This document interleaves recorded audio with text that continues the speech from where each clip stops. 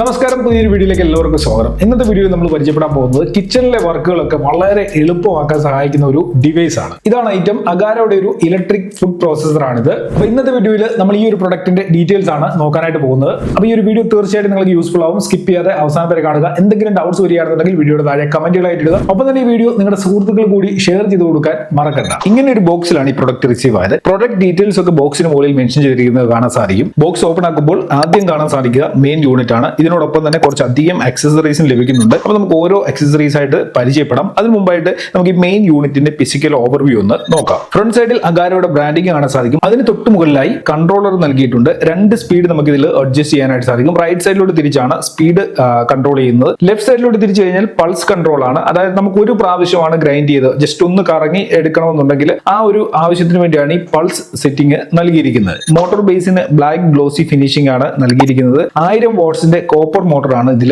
ഉപയോഗിച്ചിരിക്കുന്നത്. ഇനി മറ്റ് ആക്സസറികൾ ഓരോന്നായിട്ട് നമുക്കൊന്ന് പരിചയപ്പെടാം. ഇതാണ് ചോപ്പിംഗ് ബ്ലേഡ്. ഈ കാണുന്നത് നീഡിംഗ് ബ്ലേഡ് ആണ്. പിന്നെ വൈസ്ക് എന്ന് പറയുന്ന ഒരു ഐറ്റം ഇതിനോടൊപ്പം നൽകിയിട്ടുണ്ട്. പിന്നെ ഇതുപോലൊരു പ്ലേറ്റ് ലഭിക്കുന്നുണ്ട്. ഇതിൽ പല രീതിയിലുള്ള ബ്ലേഡുകൾ നമുക്ക് അറ്റാച്ച് ചെയ്യാനായിട്ട് സാധിക്കും. ഈ രീതിയിൽ ഓരോ ബ്ലേഡും ഈ പ്ലേറ്റിലേക്ക് പ്രസ് ചെയ്ത് അറ്റാച്ച് ചെയ്യാൻ സാധിക്കും. ഇനി ബ്ലേഡുകൾ ഊരിയെടുക്കണമെന്നുണ്ടെങ്കിൽ പിറകുവശത്ത് ഇതുപോലെ ഒന്ന് പ്രസ് ചെയ്ത് കഴിഞ്ഞാൽ ബ്ലേഡ് വളരെ ഈസി ആയിട്ട് ഊരിയെടുക്കാനും സാധിക്കും. ഈ പ്ലേറ്റിൽ അറ്റാച്ച് ചെയ്യാനായിട്ട് 3 ബ്ലേഡുകൾ ലഭിക്കുന്നുണ്ട്. സ്ലൈസിംഗ് ബ്ലേഡ് ഉണ്ട്, ഷ്രെഡർ ബ്ലേഡ് ഉണ്ട്, ഫ്രഞ്ച് ഫ്രൈ ബ്ലേഡ് ഉണ്ട്. ഇതിനോടൊപ്പം 2 ജാറുകൾ ലഭിക്കുന്നുണ്ട്. ഇതാണ് ഗ്രൈൻഡിംഗ് ജാർ. ഈ ജാറിന്റെ ബേസ് നമുക്ക് ഇതേപോലെ ഊരിയെടുക്കാനായിട്ട് സാധിക്കും. അപ്പോൾ ഈ ബേസിൽ ഓരോന്നിലും ബ്ലേഡും കണക്ട് ചെയ്തിട്ടുണ്ട്. ഓൾറെഡി ബ്ലേഡ് ഈ ബേസിൽ കണക്ട് ആയിരിക്കും. ജാറിൽ ഐറ്റം ഫില്ല് ചെയ്തതിനു ശേഷം ബേസ് ഇതിൽ കണക്ട് ചെയ്ത് കഴിഞ്ഞാൽ ഉപയോഗിക്കാൻ സാധിക്കും. 1500 ml സാമാന്യ വലിപ്പമുള്ള ഒരു ബ്ലെൻഡിംഗ് ജാറും ഇതിനോടൊപ്പം ലഭിക്കുന്നുണ്ട്. ഇതാണ് ചോപ്പിംഗ് ജാർ. 2 ലിറ്റർ ആണ് ഇതിന്റെ സൈസ്. ഈ കാണുന്നതാണ് ഇതിന്റെ ക്യാപ്പ്. ഇതിന് മുകളിലായിട്ട് ചെറിയൊരു ഹോളൂടെ നൽകിയിട്ടുണ്ട്. ആ ഹോളിനുള്ളിലേക്ക് ഇറക്കി വെക്കാൻ പറ്റുന്ന രീതിയിലുള്ള ഒരു പ്ലാസ്റ്റിക് പീസും നമുക്ക് ഈ ബോക്സിൽ കിട്ടുന്നുണ്ട്. അതെങ്ങനെയാണ് ഉപയോഗിക്കുന്നത്, എന്തിനാണ് ഉപയോഗിക്കുന്നത് എന്നുള്ളത് ഞാൻ നിങ്ങൾക്ക് കാണിച്ചു തരാം. അടുത്തത് ഇതേപോലെ ഒരു ഫിൽറ്റർ കൂടെ ലഭിക്കുന്നുണ്ട്. അതിനൊപ്പം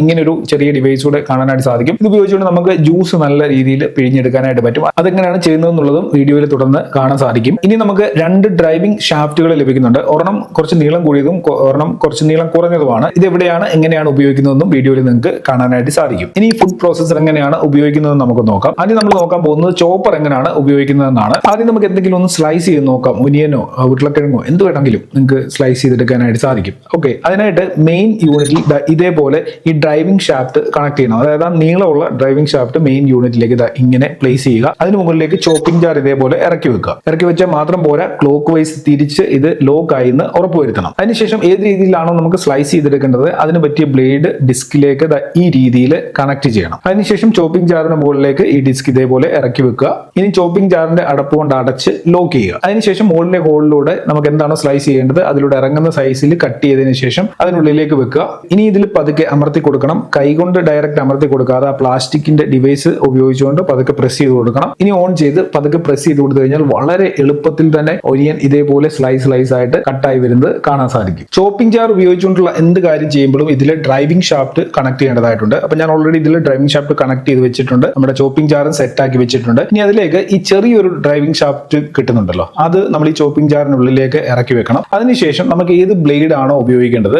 ആ ഒരു ബ്ലേഡ് ഡ്രൈവിംഗ് ഷാഫ്റ്റിന്റെ മുകളിലൂടെ ചോപ്പറിലേക്ക് ഇറക്കി വെക്കാനായിട്ട് സാധിക്കും. ഇനി ചോപ്പ് ചെയ്യേണ്ട ഐറ്റം എന്താണോ അത് ഇട്ട് കൊടുക്കുക. അതിനുശേഷം മോട്ടർ ഓൺ ചെയ്യുക. എത്ര വലിപ്പത്തിൽ എങ്ങനെ ചോപ്പ് ചെയ്യണോ എന്നുള്ളത് നിങ്ങൾ ശ്രദ്ധിച്ചോളുക. മോട്ടർ ഓൺ ആക്കി വെച്ചിട്ടെങ്കിലും പോകരുത്.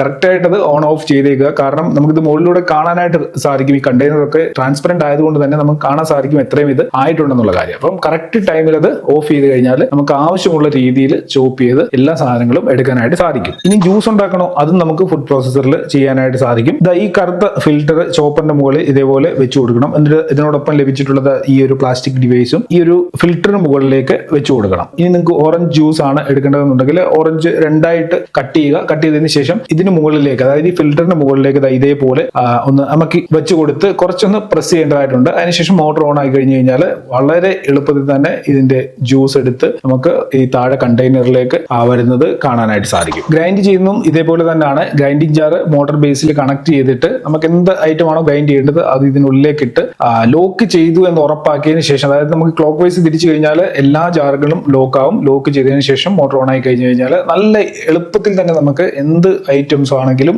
ഗ്രൈൻഡ് ചെയ്തെടുക്കാനായിട്ട് സാധിക്കും. ബ്ലെൻഡിംഗ് ജാർ ഉപയോഗിക്കുന്നതും ഇതേപോലെ തന്നെയാണ്. നമുക്ക് എന്തെങ്കിലും ഇപ്പൊ നമ്മൾ ബ്ലെൻഡ് ചെയ്തുകൊണ്ടിരിക്കുന്ന സമയത്ത് ഇപ്പൊ വെള്ളം കുറച്ച് ആഡ് ചെയ്യണമെന്നുണ്ടെങ്കിൽ അത് മൊത്തത്തിൽ ഓപ്പൺ ആക്കേണ്ട കാര്യമില്ല. ഇതിന് മുകളിൽ ഒരു ചെറിയ ക്യാപ്പ് നൽകിയിട്ടുണ്ട്. ആ ക്യാപ്പ് ഓപ്പൺ ആയി കഴിഞ്ഞ് കഴിഞ്ഞാൽ തന്നെ നമുക്ക് അതിലേക്ക് വെള്ളമൊക്കെ ഒക്കെ ആഡ് ചെയ്യാനായിട്ട് സാധിക്കുകയും ചെയ്യും. ഇതിനോടൊപ്പം തന്നെ നമുക്ക് ഇതിൽ ചെയ്യാൻ പറ്റുന്ന മറ്റൊരു പരിപാടിയാണ് ചപ്പാത്തി മാവ് റെഡിയാക്കി എടുക്കാനായിട്ട് സാധിക്കും. പലർക്കും ഏറ്റവും ബുദ്ധിമുട്ടുള്ള ഒരു പരിപാടിയാണ് ചപ്പാത്തിക്കുള്ള മാവ് സെറ്റാക്കുക എന്നുള്ളത്. അതിനായിട്ട് നമ്മുടെ ചോപ്പിംഗ് ജാറിനുള്ളിലേക്ക് ഈ കാണുന്ന ക്നീഡിംഗ് ബ്ലേഡ് വെച്ചതിന് ശേഷം കുറച്ച് മാവിട്ട് ആവശ്യത്തിന് വെള്ളം ഒഴിക്കുക. വെള്ളം ഒത്തിരി ഒഴിച്ചു കൊടുക്കല്, കുറച്ച് വെള്ളം മാത്രം ഒഴിക്കുക. അതിനുശേഷം ഇടയ്ക്കിടയ്ക്ക് ആവശ്യാനുസരണം നമുക്ക് ആ മുകളിലെ ഹോളിലൂടെ വെള്ളം ഒഴിച്ചു കൊടുക്കാനായിട്ട് സാധിക്കും. വലിയ പാടില്ല, മാവ് നല്ല രീതിയിൽ കുഴച്ച് സെറ്റാക്കി എടുക്കാനായിട്ട് സാധിക്കും. ഇനി വെള്ളം കൂടിപ്പോയി കഴിഞ്ഞാൽ കുറച്ച് മാവ് ആഡ് ചെയ്ത് കൊടുത്താൽ മതി. ഓക്കെ, അപ്പൊ ഇന്നത്തെ വീഡിയോയിലൂടെ നമ്മൾ ഈ ഒരു ഫുഡ് പ്രോസസ്സറുമായി ബന്ധപ്പെട്ട A-Z കാര്യങ്ങൾ മനസ്സിലാക്കിയിട്ടുണ്ട്. എന്തെങ്കിലും ഡൗട്ട്സ് ഉണ്ടെങ്കിൽ കമന്റ് ചെയ്ത് കഴിഞ്ഞാൽ തീർച്ചയായിട്ടും റിപ്ലൈ ലഭിക്കുന്നതാണ്. ഈ ഒരു പ്രൊഡക്റ്റ് ബൈ ചെയ്യാനുള്ള ലിങ്ക് വീഡിയോ ഡിസ്ക്രിപ്ഷനിൽ കൊടുത്തിട്ടുണ്ട്. ആമസോണിലും അഗാരോയുടെ ഒഫീഷ്യൽ വെബ്സൈറ്റിലും അവൈലബിൾ ആണ്. ഇതിന്റെ പ്രൈസ് എത്രയാണെന്നുള്ളത് ഞാൻ ഇവിടെ എഴുതി കാണിച്ചിട്ടുണ്ട്. ഇപ്പം പ്രസന്റ് ടൈമിലെ പ്രൈസ് ആണ് ഈ കാണിച്ചിരിക്കുന്നത്. ഒരു പക്ഷേ നിങ്ങൾ ഈ വീഡിയോ 6 മാസത്തിന് ശേഷം 1 വർഷത്തിന് ശേഷമോ കാണുന്നതെന്നുണ്ടെങ്കിൽ ഇതിന്റെ പ്രൈസിൽ വേരിയേഷൻ ഉണ്ടായിരിക്കാം. ചിലപ്പം പ്രൈസ് കൂടുതലോ കുറവോ ഒക്കെ ആയിരിക്കാം. എന്തായാലും ലിങ്ക് ഡിസ്ക്രിപ്ഷനിൽ കൊടുത്തിട്ടുണ്ട്, ചെക്ക് ചെയ്ത് നോക്കാം. ഈ വീഡിയോ യൂസ്ഫുൾ ആയിട്ടുണ്ടെങ്കിൽ ഒരു ലൈക്ക് കൂടെ പ്രതീക്ഷിക്കുന്നു. ചാനൽ സബ്സ്ക്രൈബ് ചെയ്താണ് വീഡിയോ കാണുന്നുണ്ടെങ്കിൽ ഇതുപോലെയുള്ള കൂടുതൽ അൺബോക്സിംഗ് റിവ്യൂനുമായിട്ട് ചാനൽ ഒന്ന് സബ്സ്ക്രൈബ് ചെയ്തേക്കുക. ഇന്നത്തെ വീഡിയോ നിർത്തുന്നു. ഇതിൽ നല്ലൊരു അൺബോക്സിംഗ് റിവ്യൂ ഒക്കെ നമുക്ക് അടുത്ത വീഡിയോയിൽ കാണാം.